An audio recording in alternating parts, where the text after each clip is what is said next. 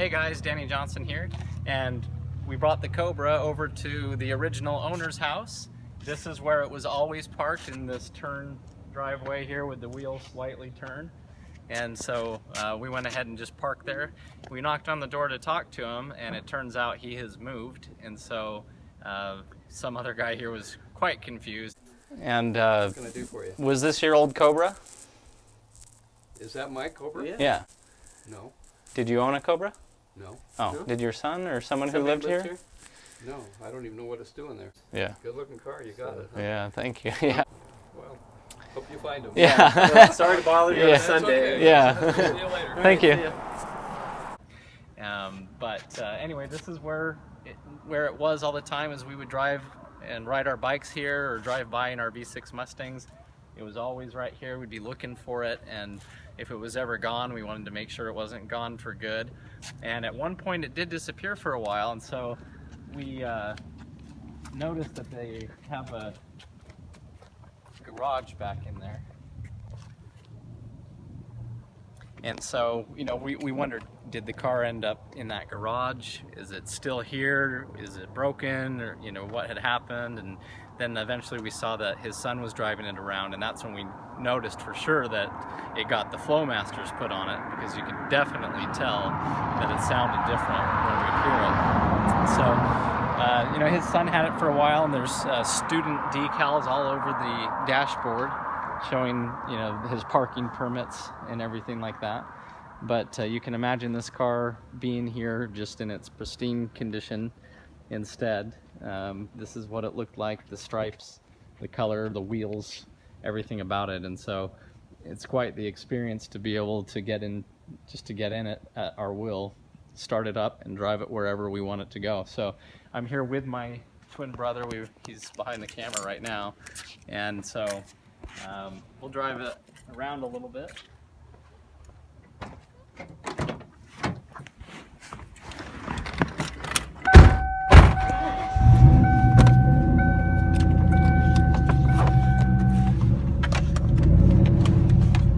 See, we can't even imagine if we wanted to buy this car at the time it was, you know, newer.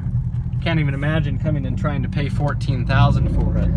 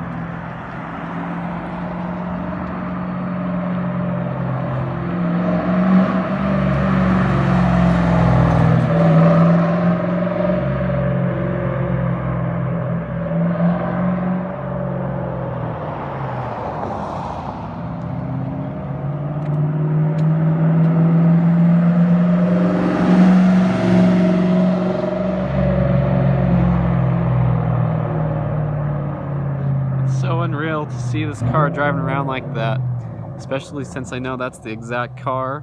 It lived right there. I could never imagine that we'd be owning it right now. This is awesome. When I see those stripes, that's the only car I think of, that car. I've never liked the stripes on them, but that makes this car what it is.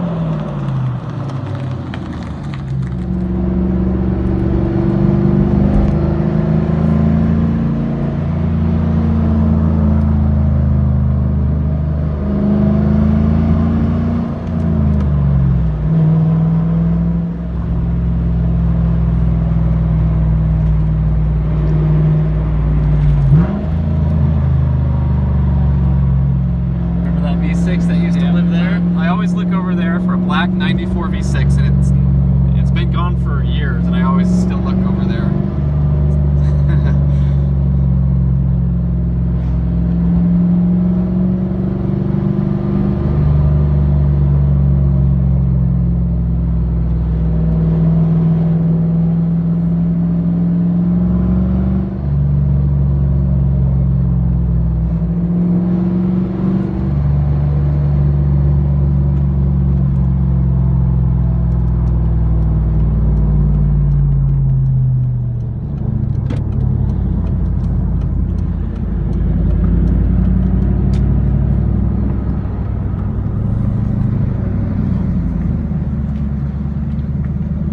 That is our house we grew up in.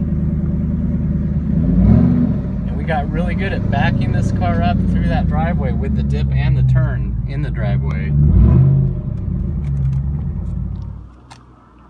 So here we are in front of our old house that we grew up at, and we would always park our cars out here, and we do a lot of the cleaning in the actual driveway, and I'll try to find some pictures to include here.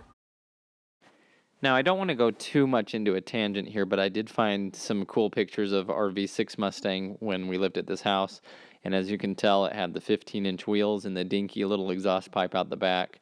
However, we were just happy to have a car. Our other option was to drive our mom's '84 Volvo, and if we were lucky, that beautiful Suburban in the background, which got totaled, and that's another story.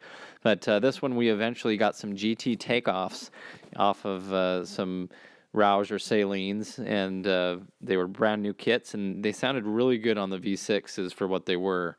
We put on the clear corner headlights, but you know the Cobra has the specific Cobra headlights. We'll get to that later, but the car looked great in our driveway there. We even had the model growing up of the Cobra, and I just pulled it out and looked at it. It's actually a 1998, just like the one we got, which is funny. And we spent a lot of time on TireRack.com because they had a side profile of a Cobra that we could see what wheels look like on ours, and that's also a 98. And we would Photoshop wheels onto our V6s, and ultimately we did buy some 2000 Cobra R wheels, which looked really good, a huge upgrade for these. I know the car still needed lowering springs, but you get the idea. It looked a lot better for being a V6. Our sister also ended up getting a black V6, and we were helping her, put on side decals and stuff so it matched ours. And here's the tragic day that happened to my V6. We were at college, my twin brother and I, and bam, we got the Titanic all the way down the side. Some girl turned right into us and smashed it all the way down the door, hit the back axle, spun us around, and I wasn't ready to give the car up, so we tore the door off. I went right to work seeing what I could do to repair it, and ordered another laser red door, which would be painted, but at least it was laser red on the inside, and got everything torn apart. And since it did bend the axle, I bought a Ford Racing 373 gear, already installed dual 8.8, which was awesome because, as you know, the V6s have the open end differential with only one wheel spin. So anyway, we took the car and had it repaired professionally. It was about $4,000. But in the end, the car was beautiful again, and unfortunately I did end up selling it, but this is what it looked like. Anyway, this is where we grew up a lot. It was a very quiet cul-de-sac, and so we spent a lot of time, our parents wouldn't let us have a job, so we'd come home from school and we'd just polish the cars and clean them, and my brother and I would gamble away Mustang turns, because every time we would drive somewhere, then the other one would get to drive back, and so we would gamble with each other for Mustang turns, and eventually it would basically turn into our car, as the other person lost their privilege to drive it for every time that we would go somewhere or come back running errands for my mom.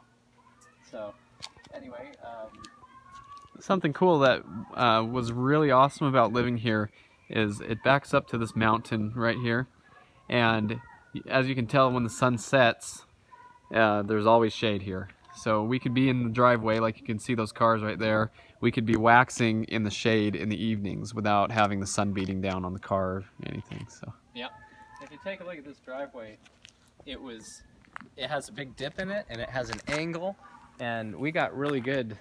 We would park them into that right-hand garage, so we got really good at backing up. Being 16 years old and new to stick shift and everything, but we get pretty good at backing right up doing the turn and going right into the garage, and we'd pull up and whoever was riding shotgun would have to jump out and open the garage door, and that garage door, as we'd lift it up, that would wake up our parents if we were coming back late, and that's when we'd get in some trouble. But here it is. I mean, all we wanted were 17-inch wheels like that, because the V6 has 15-inch. You know, the laser red was beautiful, but we would have died for this car being a V8 and being the Cobra too. We were envying the GT badge as it was, and you know, we put dual exhaust on our V6 Mustangs, but you know, for the longest time it just had the dinky pipe coming out the bottom on just the driver's side. You may know the V6s have the open-end differential, so only the passenger side gets power if you do a burnout. And so to have a car like this capable of leaving dual black tracks with the traction lock, the 8.8 rear end, I mean, this was something we couldn't even fathom owning, but now, you know, it's something that we just picked up, and picking up the very car that we always dreamed about is another experience in itself.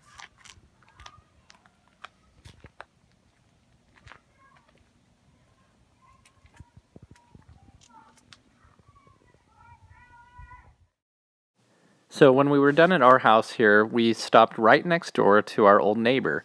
And at the time, there were two widows who moved into this house at the same time. They were sisters, and one lived upstairs and the other lived downstairs. And so growing up, my brother and I would always go over and help move furniture around and hang clocks, because she loves clocks. When you walk in, there's hundreds of them ticking at the same time. And we had a really good relationship. And of course, as we've grown up and moved away and whatnot, our parents don't own that house anymore, and you know, next door. So as we grew up there, we wanted to stop in and say hi to her again. She was very grateful to see us, and I think that's really important in life, to stop, even if you're obsessed with cars like us, and remember that it's the people who are important. So we asked her, and sure enough, she had a clock for us to hang up, another new one that she had gotten. So we went ahead and hung that up, and you'll hear her here as we're leaving. Maybe you can hear her in the background. She was being really cool and funny about the car.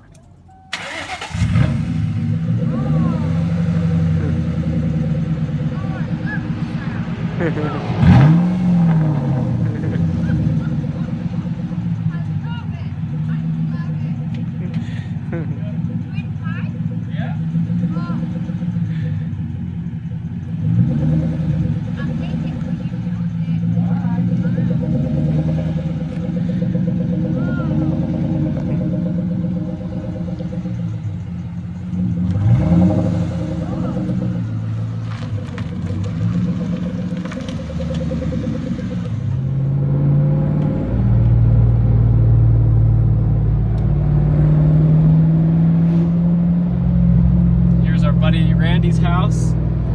In the garage, his dad's got a 66 Chevelle SS 396, and that truck's a 454. Yeah. Both of them are 454s. Even the newer 96, was it? Yeah, or 97? 97 red. It's still yeah. 97 red, yeah, and that was also a 454. So we just noticed here that see that blue Mustang? It's a 94, 95 V6. That's another one that we knew of growing up with.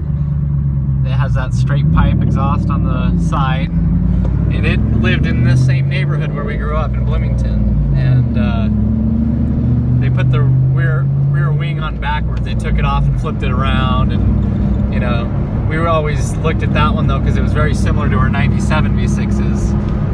But anyway, that's another one. There's a lot of Mustangs around here.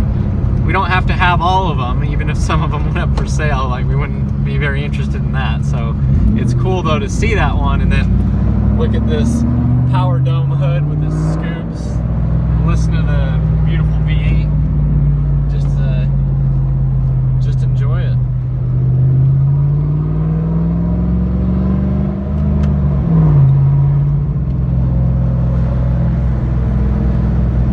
And here's that house again where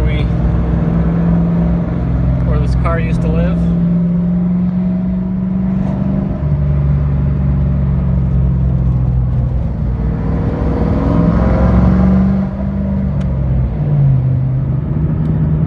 So speedometer does not work. We even redid the gear that's in there that you can buy and fix. So that's another project, but we're just talking about the guy who sold this car to us. You know, he says, oh, the speedometer's a little lazy here and there. And what he means is it didn't work. And we were just kind of talking about how someone like that usually, you know, his claim was, I bought this car to, you know, to build it up and all that, and then I changed my plan or whatever. But, you know, what you find out is he's probably not mechanically inclined, and up at higher RPMs, it's cutting out a little bit, which could either be the fuel pump, could be the intake runner control module, you know, could be a number of things, could be bad plugs. That's all little stuff that we're going to figure out that, you know, doesn't scare us in the slightest. The car runs fine. It's obviously not bad. And so, but someone like him, he may have dumped the car for that very reason, just because it was breaking up at top, or the speedometer didn't work, or, you know, that kind of thing. So luckily for us, this is a car that's nostalgic. So, you know, whatever happened to it, whether it even needed a new engine, we were going to get this car. Yeah, it runs good. You know, we're happy with it. I'm very happy with it. I think it's an awesome car, no matter how you look at it and what it needs. But this is how we used to drive around in our V6s, twin brother and me here. You know, one of us would ride a shotgun, and just like back there, I called out the cop, like, hey, there's a cop over there. You know, that's what we would do. And the conversations we have in a car together like this are unlike any other that we ever have. So it's really cool to be into another SN95 laser red like we used to roll around in, but to have it be the very Cobra that we would have drooled over, to have any of these, you know, features, and to hear its beautiful sound, and, you know, it's a delight. It's a total awesome opportunity for us. And, you know, it really doesn't need to be perfect. We have so many Mustangs that are pretty close to perfect, you know. And if it has something here and there that's not like extremely perfect, I keep using that word. Anyway, if it needs something, but it really doesn't need a whole new door panel, it has some holes in it, I'm okay with that, you know. My other cars are just great. They're show car quality. Yeah, we have, what, 9 Mustangs between us both now? Yeah. And so, you know, for this one, it's, at this point, it doesn't have a garage either. You know, so it's really not that important to put all this money into it. And the originality is cool. You know, we never would have put these racing stripes on it, but it had them.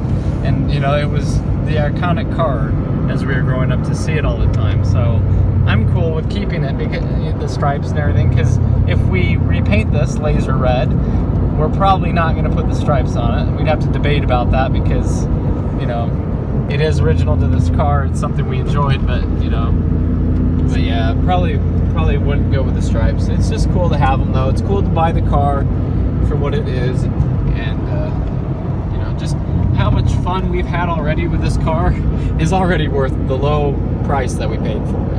And I can't believe you can buy, you know, a Honda Civic, like a rundown Honda Civic, for about the same price. So we bought our initial Mustangs. We bought mine, the V6, for $10,000, and it was only 4 years old at the time. But, you know, we bought it for $10,000, then we bought his for $5,500, put a new clutch in it, drove it home from Chicago. But, you know, for less than both of those cars, we now have the Cobra, the SVT Cobra, 300 horsepower, you know, 305 horsepower, 300 pound-feet of torque is what it's rated at. And it just drives perfect. You know, you can tell the one owner portion of this car, he didn't race it, he didn't beat on it. So anyway, thanks for watching, and stay tuned for more content as we play with all these cars.